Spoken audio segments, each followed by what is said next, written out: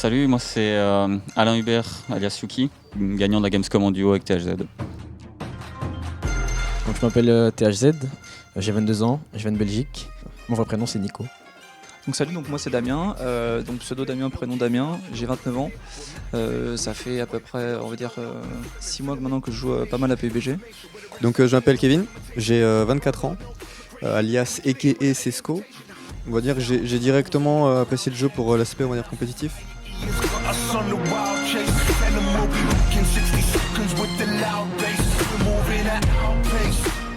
Pour les nouveaux changements, enfin les nouvelles implémentations qui vont être faites, je pense que ça va pas changer grand chose, il y aura un petit temps d'adaptation. Après ça devrait être bon. Le fait de sauter par les fenêtres ce sera juste différent mais on est habitué.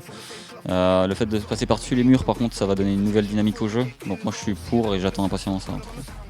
Bah, ce qui se passe c'est que oui, a priori ça peut changer la méta, puisqu'on va devoir anticiper des courses d'adversaires qui avant n'existaient pas. Puisque même si aujourd'hui on peut effectivement passer à travers les fenêtres, là on parle de passer au-dessus des murs. Donc oui, ça va changer un peu la méta. Maintenant, est-ce que ça va vraiment être game changing à 100%? J'en suis pas réellement sûr. J'avoue que le vol va vraiment changer l'aspect gameplay du jeu, l'aspect skill, parce que il y a des moments où l'ennemi est en fait cloisonné dans une maison ou cloisonné dans une sorte d'enceinte avec des murs de 2 mètres. Donc là, pour avoir l'aspect de volt un peu ninja comme ça, je pense que ça va changer quand même un gros truc dans la game.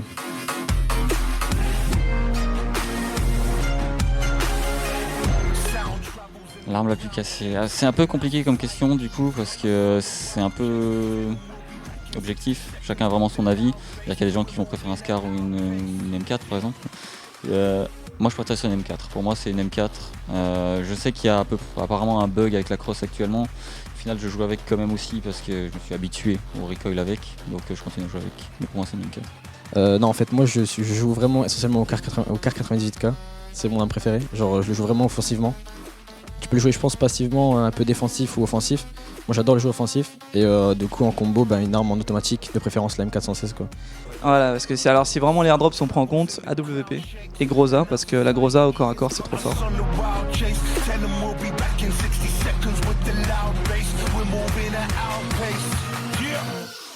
Moi ça me va comme ça. La brume, je trouve que pour l'aspect tactique c'est intéressant, pour les mécaniques qu'elle apporte, dans le sens où il faut un cache-flamme pour éviter de se faire repérer ou un silencieux, sinon c'est facile. Enfin, un ennemi qui tire avec une arme qui n'a pas de cache-flamme est facilement repérable. Donc pour ce genre de mécanique là je trouve que c'est intéressant, mais pour du tournoi, non, juste les maps qu'on a actuellement, du Sunny, enfin du truc normal, ça me va. C'est plus intéressant. Donc, en termes de cartes, je pense même que sur un jeu comme PUBG, il n'y aura pas forcément justement un map pool avec des bans et des pics. Parce que le souci c'est que déjà les cartes sont pas de la même taille. La carte désert est plus grande que l'actuelle. Et du coup la taille de la carte fait que le nombre de joueurs en fait dépend de la taille de la carte. Donc inévitablement je pense qu'il y aura une map qui va s'imposer e-sportive avec le nombre fixe de joueurs pour une compétition e-sport. C'est une très très bonne question. Si la map désert va percer ou pas en point de vue e-sport on va dire. On a eu la même question avec la brume. La brume pour l'instant on l'a toujours pas vue en tournoi. Il faut savoir qu'en tournoi il n'y a qu'un mode, il n'y a qu'une map, il n'y a qu'un mode de temps, c'est le même, celui de base. Il n'y a pas la pluie, il n'y a pas le type un peu brouillard, il n'y a pas le coucher de soleil ni le lever de soleil. Donc je pense qu'il y a peut-être moyen que ce soit qu'une map qui s'impose. Une map en fait e-sport, un peu comme la première personne, et la troisième personne qui devient casual, et du coup la deuxième map aussi casual. Alors s'il y a un coin en tout cas en public match que je squatte tout le temps, c'est l'école et la base militaire. Pour une simple raison, c'est qu'il y a toujours des fights. T'as très souvent des chances de ressortir avec du stuff de niveau 3. Et ça c'est indispensable en fait pour maximiser les chances de gagner une game. L'endroit 400% serein c'est Yasnaya je pense. Yasnaya. Les Kinder de Yasnaya. La qualité ultime d'un joueur de PUBG, évidemment la connaissance de la map elle est très importante. Je pense qu'il faut aussi de la réussite par rapport au prochain rond. On va pas se mentir, faire des all-in justement c'est miser aussi sur la luck sur les prochains cercles. Et l'AIM c'est voilà, vu que c'est un FPS il faut absolument bosser quoi.